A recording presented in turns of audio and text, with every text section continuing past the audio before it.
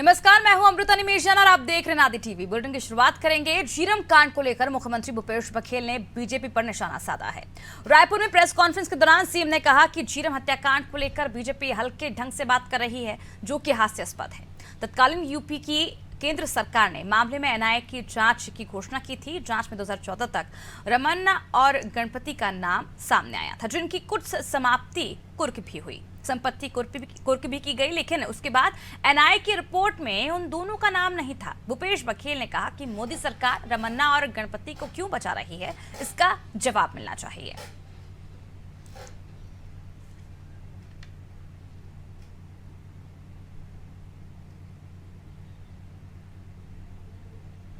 झीरम घाटी की 10वीं बरसी है और श्रद्धांजलि देने वहाँ जगदलपुर जा रहा हूँ। भारतीय जनता पार्टी बहुत हल्के फुल्के ढंग से आरोप लगाती है कि भूपेश बघेल के जेब में जानकारी है, उसे कब देंगे। विषय बहुत गंभीर है, लेकिन जिस हल्के ढंग से भारतीय जनता पार्टी सवाल कर रही है वो बेहद ही दुर्भाग्यजनक है, हास्यास्पद है।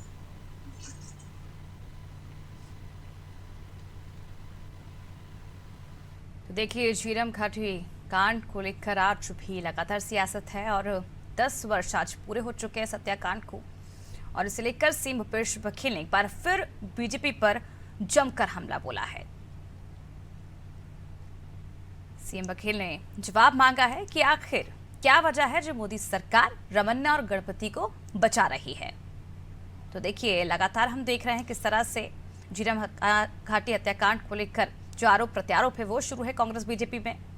बीजेपी लगातार ये कह रही है कि 5 साल हो गए हैं, आखिर कांग्रेस की सरकार जब बनी, एसआईटी गठित की गई, नए सिरे से उस जांच को किया जा रहा था, तो आखिर 6 महीने का जो कार्यकाल था वो क्यों बढ़ाया गया, क्यों अब तक जांच पूरी नहीं हुई। सीएम बघेल पहले ये वादा करते रहे हैं कि जब भी छत्तीसगढ़ में कांग्रेस की सरकार आएगी तब इसका खुलासा करेंगे, लेकिन छत्तीसगढ़ में सरकार आने के बावजूद भी आज तक जो सच है वो सामने नहीं आ पाया है। तो कहीं ना कहीं कांग्रेस भी बीजेपी के निशाने में है, और इसी के तहत देखिए किस तरह से अब कांग्रेस की तरफ से भी बयानबाजी का दौर शुरू है। बीजेपी को लेकर लगातार बयानबाजी की जा रही, आरोप लगाए जा रहे हैं कि एनआईए की जो जांच है उसमें जो सामने आना चाहिए था वो नहीं आया। चलिए, इस पूरी खबर पर हमारे साथ संवाददाता लविंदर जुड़ चुके। लविंदर, झीरम घाटी हत्याकांड को आज 10 साल पूरे हो चुके हैं, लेकिन आज भी जो सच है वो सामने नहीं आ पाया है, आरोप प्रत्यारोप अब भी शुरू है। देखिए अमृता, आपको बताना चाहेंगे आज 10 साल पूरे हो गए झीरम कांड को। 2013 में ये कांड हुआ था, जिसमें उस समय भाजपा की सरकार थी। लगातार कांग्रेस द्वारा आरोप लगाया जा रहा था कि उन्हें सुरक्षा मुहैया नहीं कराई, जिसकी वजह से ये कांड हुआ।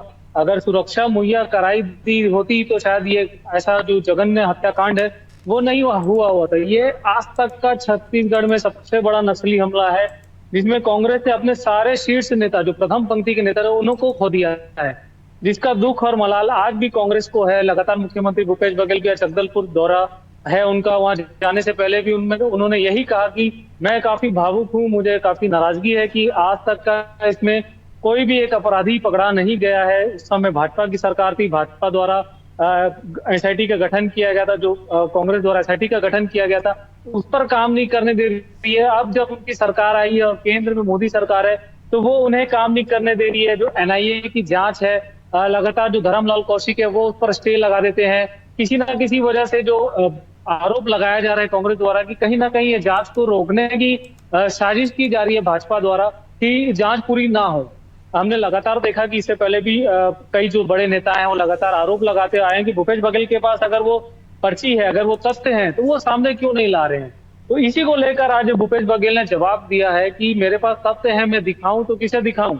अगर मैं तथ्य देता भी हूं तो एनआईए है जो केंद्र सरकार के अधीन आ रही है, वो लेकिन लविंदर, जिस तरह से बात की जा रही है तथ्यों की, और वो कह रहे हैं कि अगर तथ्य देता भी हो तो एनआईए जो है वो जांच नहीं कर रही ठीक तरह से, जिस तरह से होनी चाहिए थी, सच सामने नहीं आ रहा है।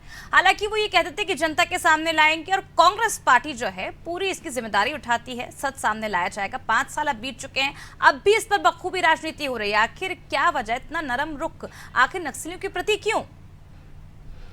जी निश्चित तौर पे ये एक सवालिया निशान खड़े करते हैं कांग्रेस सरकार पे भी और भूपेश बघेल पे भी कि ऐसा क्यों लगातार जो भाजपा सरकार है, जब से कांग्रेस सरकार आई, लगातार इस मामले को लेकर उठाया गया था। लगातार जो भाजपा सरकार इस पे आरोप लगा रही कि अगर आपके पास तथ्य हैं, सरकार भी आपकी है, तो आप इस पर जांच क्यों नहीं करा रहे। ये सवालिया निशान जो है लगातार भूपेश बघेल के ऊपर खड़ा किया जा रहा है भाजपा द्वारा।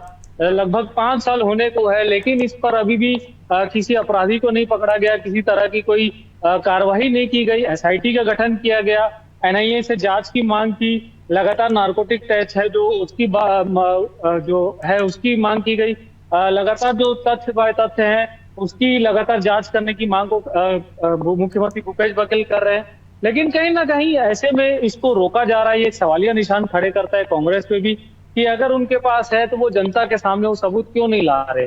तो इसी को लेकर भाजपा लगातार मुद्दा बना रही है। आज जाने से पहले मुख्यमंत्री भूपेश बघेल जिस बात कर रहे थे उससे समझ नजर आ रहा था कि वो काफी भावुक भी हैं और एक तरह उनके अंदर आक्रोश भी है कि लगातार जब हम कोई भी मांग करते हैं, कोई भी जांच की मांग करते हैं, तो कहीं ना कहीं भाजपा के सीधा धर्मलाल कौशिक पर निशाना साधा है कि धर्मलाल कौशिक जाके उस पर स्टे ले आते हैं। चाहे नान घोटाले की बात हो या झीरम कांड की बात हो, तो उस पर स्टे ले आते हैं, जिसकी वजह से जांच रुक जाती है और उन्हें फिर इस जो लंबा समय है उसका फिर इंतजार करना पड़ता है। तो ऐसे में कहीं ना कहीं अब ये जो चुनावी मुद्दा है, ये चुनावी मुद्दा बनता जा रहा है। दोनों ही पक्ष आरोप प्रत्यारोप लगा रहे हैं एक दूसरे के ऊपर। कहीं ना कहीं जांच को रोकने की साजिश की जा रही है, ऐसा कांग्रेस लगातार आरोप लगा रही है भाजपा पे। तो वहीं भाजपा कांग्रेस पे आरोप लगा रही है कि इनके पास तथ्य नहीं। अगर तथ्य होते, अगर जनता के सामने लाना होता तो अब तक ला चुके होते। इनकी सरकार है। जी बिल्कुल अविंदर, लगातार हम देख रहे हैं जिस तरह से आरोप प्रत्यारोप का दौर शुरू, राजनीति की जा रही, चुनावी साल है और जब भी चुनाव नजदीक होते हैं झीरम घाटी कांड को लेकर हमेशा जो आरोप प्रत्यारोप होते, राजनीति होती है, वो बखूब काफी देखने को मिलती है और इसी तरह इस बार भी देखने को मिल रही है। और जो तथ्य सामने लाने की बात कांग्रेस करती थी, कहीं ना कहीं वो तथ्य जो सामने आने चाहिए थे, जनता को सच पता चलना चाहिए था, वो सामने नहीं आ पाया और अब इसका ठीकरा सीधे केंद्र सरकार पर फोड़ा जा रहा है। बहुत बहुत शुक्रिया लविंदर तमाम जानकारी के लिए।